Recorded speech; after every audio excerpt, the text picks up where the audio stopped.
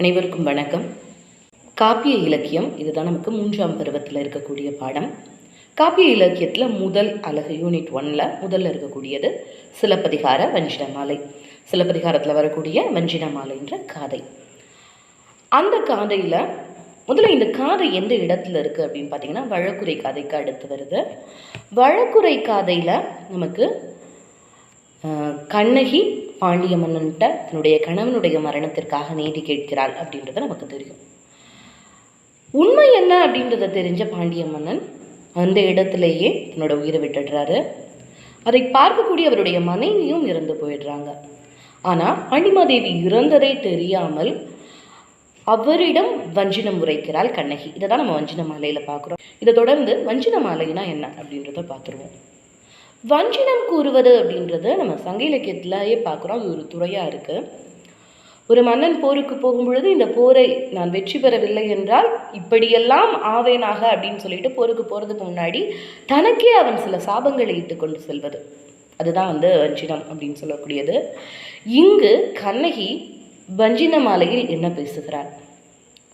வஞ்சின மாலையில் புகார் நாட்டில் இருக்கக்கூடிய பத்தினி பெண்கள் ஒரு 7 பெண்களை சொல்கிறா. இதையெல்லாம் அவள் பாண்டிமாதேவி உயிரோடு இருப்பதாக எண்ணிக்கொண்டு அவளை பார்த்தே தான் பேசுகிறா.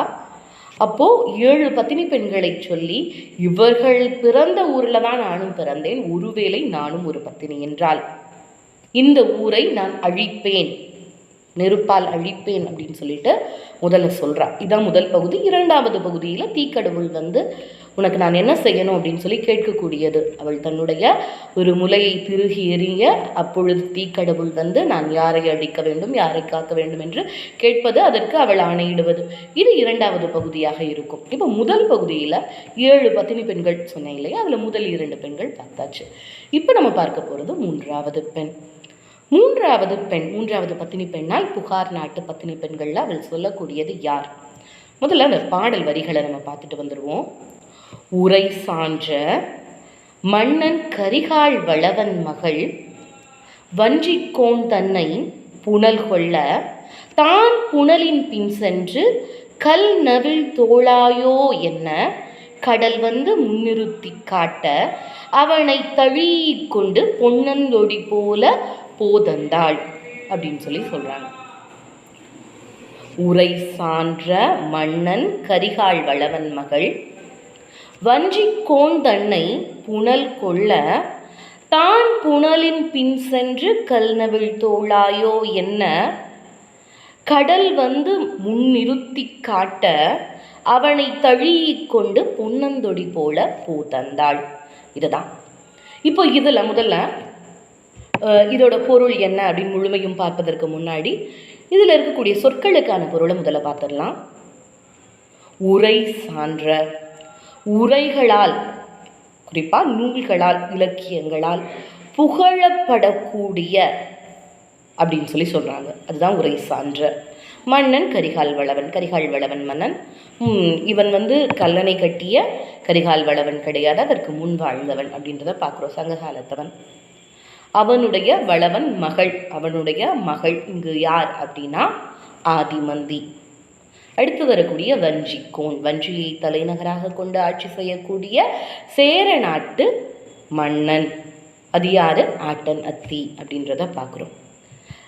தன்னை புனல் கொள்ள, தன்னை, அவனை, புனல் அப்படின்னா நீர், இங்கு காவேரி ஆறு அவனை கவர்ந்துட்டு போகுது அப்படின்றத பார்க்குறோம்.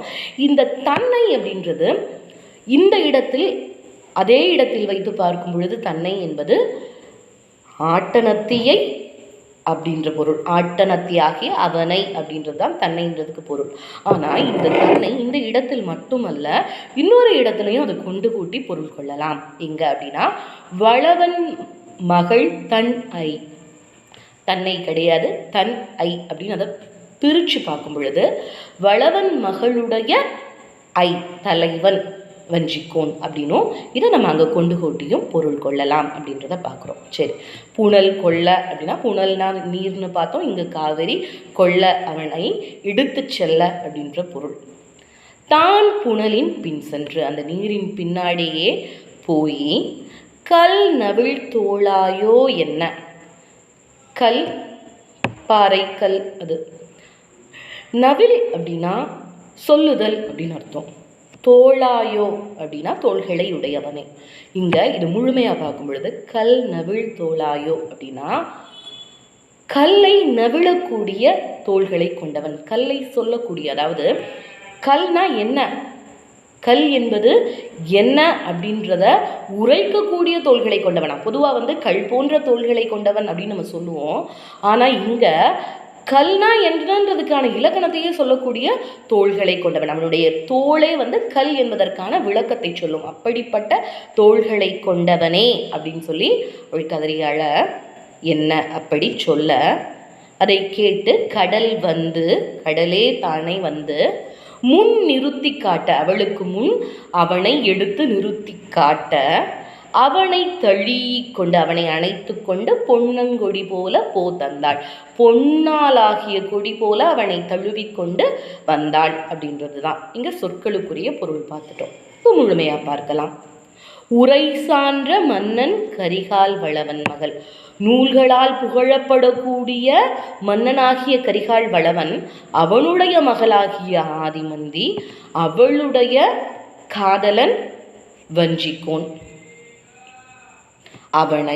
அவளுடைய காதலன் அவளுடைய தலைவன் வஞ்சிக்கோன் அவனை தன்னை புனல் கொள்ள, அவனை காவிரி ஆறு இழுத்துச் செல்ல, தான் புனலின் பின் சென்று, தான் அந்த காவிரி ஆற்றின் பின்னாலேயே சென்று, கல் நவில் தோளாயோ, கல் போன்ற வலிமையான தோள்களை கொண்டவனே உன்னுடைய வலிமை எங்கே சென்றது, வா அப்படின்னு சொல்லிட்டு அவன் காதில் கேட்கும் என்ற நம்பிக்கையோடு அவள் கூவி கத்த, அதை கேட்டு என்ன அப்படின்னா சொல்ல, அவளுடைய குரலை கேட்டு கடலே தானே முன் நிறுத்தி காட்ட, அவளோட அன்பை பார்த்து அவனை கொண்டு முன் நிறுத்த, அப்போது அவனை தழுவி கொண்டு அவள் மீண்டு வந்தாள் அப்படின்னு சொல்லி பார்க்குறோம். இது நேரடியான பொருள். இதற்கு பின்னாடி இந்த விஷயம் வேறு எங்காவது பேசப்பட்டிருக்கா அப்படின்னா பேசப்பட்டிருக்கு. சங்க இலக்கியத்தில் அகநானூற்றில் பரணர் 3 பாடல்களில் இதை சொல்கிறார். இங்கு கடல் காட்டியது அப்படின்னு சொல்லி சொல்கிறாங்க இல்லையா, ஆனால் பரணர் என்ன சொல்கிறாரு அப்படின்னா மருதி அவள் தான் எடுத்து வந்தாள் அப்படின்னு சொல்லி சொல்கிறாங்க. மருதி யார் அப்படின்னு பார்த்தீங்கன்னா, மருதி ஒரு பரதவர் குல தலைவனுடைய மகள். பரதவர் மகள் அந்த பகுதியை ஆட்சி செய்யக்கூடியவனா அவன் இருக்கிறான், ஒரு சிற்றரசராக இருக்கான். அவரோட பொண்ணு தான் இந்த மருதி என்ற பெண். மருதிக்கு இங்கு என்ன அப்படின்னு பார்த்தோம்னா, இது ஒரு பெரிய கதை. இந்த கதையை பின்னாடி காவியமாக கண்ணதாசன் இயற்றி இருக்கிறார் அப்படின்றத பார்க்குறோம்.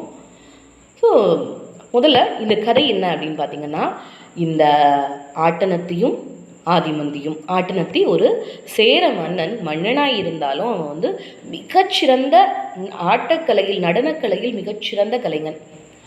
அப்படி இருக்கும் பொழுது ஆதிமந்திக்கு அவன் நடனம் சொல்லிக் கொடுத்தால் நன்றாக இருக்கும் அப்படின்ற எண்ணத்தில் அவனை நடனம் பயிற்றுவிக்க சொல்லி கேட்குறாங்க. அவன் பயிற்றுவிக்கிறான். அதே நேரத்தில் மருதிக்கும் அவன் நடனம் பயிற்றுவிக்கிறான். இப்போது மருதியை அவனுக்கு மிக பிடிச்சிருக்கு. மருதியை திருமணம் பண்ணணும் அப்படின்னு ஆசைப்படுறான். இதுக்கு இடையில் ஒரு மன்னன் அதில் தடையாக இருக்கிறான். சோழ குலத்திலே இருக்கக்கூடிய ஒரு மன்னன். அப்போது அந்த மன்னன் அவளை திருமணம் பண்ணணும் அப்படின்னு சொல்லி ஆசைப்படும் பொழுது அதற்கு இவன் தடையாக இருக்கான், அவளுக்கு பாதுகாப்பாக இருக்கான். அப்போ அந்த கோபத்தில் அவன் மீது படையெடுத்து வருகிறான் அந்த மன்னன். அப்போ படையெடுத்து வரும் பொழுது அந்த படையை எதிர்த்து நிற்கிறான் ஆட்டனத்தி. யாருக்காக? மருதிக்காக அந்த படையை எதிர்த்து நிற்கிறான். அந்த நேரத்தில் ஆதிமந்திக்கும் அவன் மீது விருப்பம் உண்டு அப்படின்றத தெரிஞ்சுக்கக்கூடிய ஆதிமந்தியுடைய மாமா, அவரும் ஒரு புலவர். அவர் என்ன பண்ணுறாரு அப்படின்னா, அவருடைய தந்தைகிட்ட சொல்லி, மன்னன் கரிகால் வளவன்கிட்ட சொல்லி படை அனுப்ப சொல்கிறாரு. அவனுக்கு உதவியாக இறுதியில் அந்த போரில் வெற்றியும் கிடைக்குது ஆட்டனத்திக்கு. வெற்றி கிடைத்ததற்கு பிறகு மருதியை அவனுடைய மனதிலிருந்து எடுக்க ஆட்டனத்தியிடம் கரிகால் வளவனுடைய சிறப்புகளை சொல்லி, கரிகால் வளவன் உனக்காக படையை கொடுத்தான், அவனுக்கு நீ கைமாறி என்ன செய்ய போகிற, நன்றி என்ன செய்ய போகிற அப்படின்றத அழுத்தமாக சொல்லி, அதற்காக ஆட்டனத்தியை ஆதிமந்தியை ஏற்றுக்கொள்ள செய்கிறார். இது எல்லாமே அந்த புலவரால் நிகழக்கூடியதாக தான் பார்க்குறோம். இப்போ இது தெரிந்ததற்கு பின்னாடி மருதி கன்னிமாடம் ஏகுகிறாள். கன்னிமாடம்ன்றது அந்த காலத்தில் திருமணம் செய்ய விரும்பாத பெண்ணுக்காக அமைத்து கொடுக்கப்படக்கூடிய ஒரு இடம், உயரமான இடத்துல அவங்களுக்கு கடல் ஓரத்தில் கன்னிமாடம் அவங்க அப்பா அமைத்து கொடுக்குறாரு. அதில் போய் அந்த கன்னிமாடம் ஏகி விடுறாள். அவர் திருமணம் செய்வதா இல்லை. அந்த நேரத்தில் தான் இவர்கள் இருவரும் ஆட்டனத்தியும் ஆதிமந்தியும் கடலாடுறாங்க. ஆடி பெருக்கு நாளில் காவேரி ஆற்றில் நடனம் ஆடுறாங்க. காவேரி ஆற்றில் நடனம் ஆடுவது அப்படின்னு பார்த்தீங்கன்னா, இவனோட சிறப்பு என்னன்னா, நீர் மேலே நடனம் ஆடக்கூடியவன். அப்போ நீர் மேலே, நீர் அலைகளுக்கு மேலே நின்று நடனம் ஆடுகிறான் இந்த ஆட்டனத்தி. ஒரு சூழலில் ரொம்ப நேரம் அந்த நடனம் நடந்துட்டு இருக்கு. அவன் சோறும் பொழுது காவேரி ஆறு அவனை உள்ளே இழுத்து கொள்கிறது. இதை பற்றி சொல்லும் பொழுது என்ன குறிப்பிடுறாங்க அப்படின்னா, இந்த காவேரி ஆறு அவன் மீது காதல் கொண்டு இழுத்து கொண்டது அப்படின்னு சொல்கிறாங்க. அப்படி அந்த காவேரி ஆறு இழுத்துட்டு போகுது. காவேரி ஆற்று பின்னாடியே போறா. காவேரி ஆறு கடலோடு சேரும் இடம் வரைக்கும் போறா. இப்போ கடற்கரையில் நின்று கத்துகிறாள் அப்படின்ற மாதிரி இங்கே குறிப்பிடுறாங்க. உண்மையிலேயே மருதி கடற்கரையிலிருந்து அவனை மீட்டு அவனை பாதுகாத்துட்டு இருக்கா. இப்போ காவேரி ஆற்றுக்கு பின்னாடியே போகக்கூடிய அவன் எங்கே இருக்கிறான் அப்படின்னு சொல்லி தேடும் பொழுது மருதியே உண்மை தெரிந்து அவள்கிட்ட ஒப்படைச்சிட்டு விலகி போயிடுறா. கடலில் விழுந்து இறந்ததாக குறிப்புகள் சொல்லுது. மருதிக்கு ஆட்டனத்தியும் ஆதிமந்தியும் சேர்ந்து சிலை எடுத்து வழிபடுவதாகவும் ஒரு குறிப்பு இருக்குது. சரியா?